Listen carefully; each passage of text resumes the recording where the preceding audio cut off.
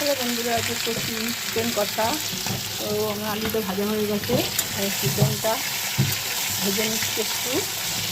আর এখানে মশলা করে নিয়েছি টমেটো, পেঁয়াজ, জিরে, আদা, রসুন সব দিয়ে একটা পেস্ট করে নিয়েছি।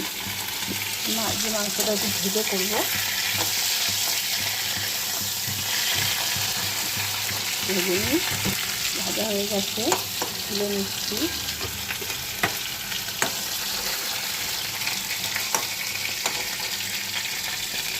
তো কীরকম বাটিতে চলে যাচ্ছে চিকেনটা বাটিতে।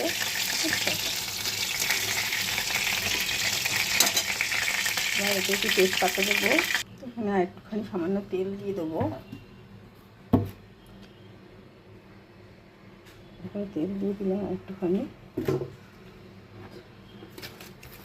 তেজপাতা দিয়ে দিলাম, আর একটু এলাচ, দারচিনি, একটু লবঙ্গ দিয়ে দিলাম।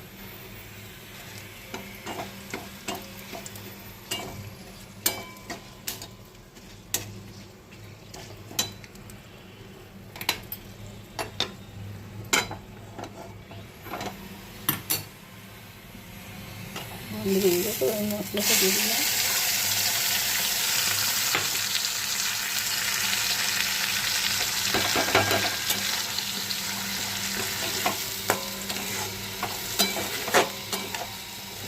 মশলা একটু ভাজা ভাজা হলে দুধ লঙ্কা দেবো,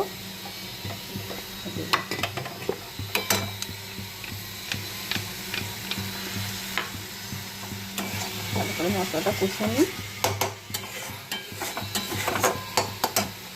মশলা একটু ভাজা ভাজা হয়ে গেছে, একটু নুন দিয়ে দেবো, কাশ্মীরি লঙ্কা দিয়ে দেবো, দিয়ে দেবো, ভালো করে কষবো।